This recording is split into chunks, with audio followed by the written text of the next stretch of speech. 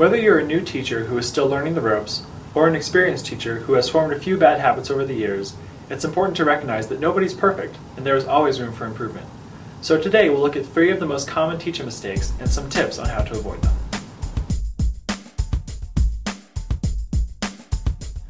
Talking to the board. We've probably all done it. Giving instructions or explaining something with our back to the class while we write on the board. For our students, listening is hard enough without obscuring our words, and if we do this, chances are the students will not catch what we're saying. Last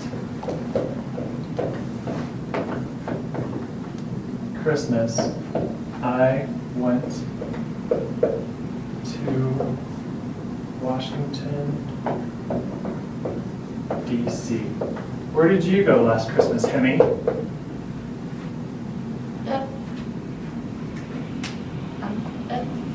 Pardon?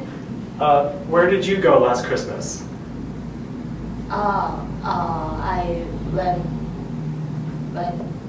Last Christmas, I went to Washington, D.C. Instead, make a rule for yourself. Every time you talk to your students, you will face them and project your voice with slow, clear speech. If you have to write something on the board, do it before or after you give a verbal instruction or explanation. This might seem like it will take longer, but if you talk to the board, chances are you'll just be wasting time repeating what you say anyway. Why not get it right the first time?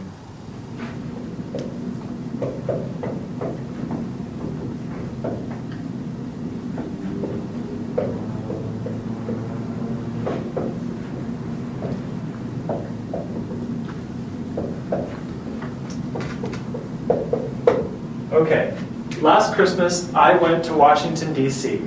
Where did you go last Christmas, Adelia? Last Christmas I stayed at home with my family. Good! Echoing. Often, teachers repeat every single answer students give. Why? Perhaps we feel a need to validate what they said, or make sure the entire class heard the answer. This might seem like a good thing to do, but usually it accomplishes a little more than increasing teacher talk time. FF, what did you do last weekend? I visited my friend. Okay, good. So you visited your friend. Yes. Good. Analia, what did you do last weekend? Last weekend I went to the mall. You went to the mall? So good. You went to the mall last weekend. Very good. Instead of repeating a student's response, just give positive reinforcement and move on. If you think the entire class didn't hear, have the student say it again, rather than saying it yourself. After all, your students are the ones that need more practice speaking, not you. So, FF, what did you do last weekend? I visited my friend. Good, okay, good. Analia, what did you do last weekend? Last weekend I went to mall. You went to mall? The mall. Good. Noriko, what did you do last weekend? I'm studying English. Good. Last Okay. weekend. Good. Interrupting students. When we talk to other native speakers, we often interrupt or complete each other's sentences. And this is fine in everyday conversation. But when we do this with our students, while they're struggling through a sentence, it can discourage them from speaking and they lose a valuable opportunity to figure it out on their own. Noriko, what about this knife? This knife is a sharpener. And Then this knife. And this knife. Good. And Hemi, what about this knife? This knife is duller Then than this knife. this knife. Good. And what about this desk, Miriam? This desk Is messier than this desk. Messier Than this desk.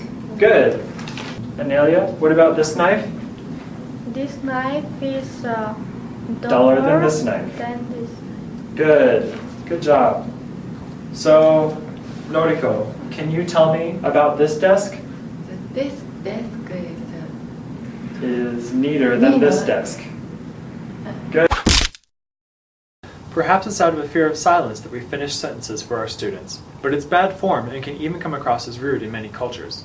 Instead, embrace awkward silences and let students try to figure it out on their own. If they just can't do it, try to get another student to help them or give prompts to help them along rather than just finishing the sentence for them. So, Miriam, can you tell me about this knife? knife is sharper. Right. Then is this knife. And this knife. Good. Good job.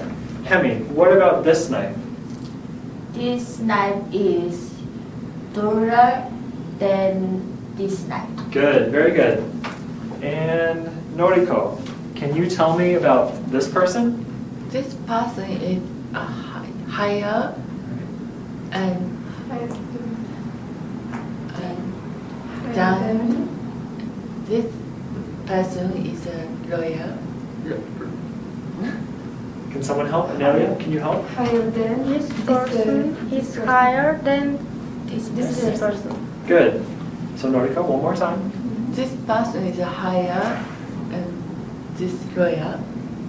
Then this lawyer. This person. This person is a lawyer. Then. Higher than Higher. This person is a higher than this person. Good. That's good. Okay. When we're on stage at the front of the class, it's difficult to be aware that we might be doing some of these things because we're so focused on getting through our lesson plan. So here's a useful tip. Make a video of one of your classes. When you watch it, you might be surprised at how many things you were doing you weren't aware of. Maybe you were fidgeting, clicking your pen the whole time, not listening to students, or even giving positive reinforcement for incorrect answers. Since video doesn't lie, there's no better mirror for self-analysis and professional development. One other tip. Don't be overly ambitious and try to become the perfect teacher overnight.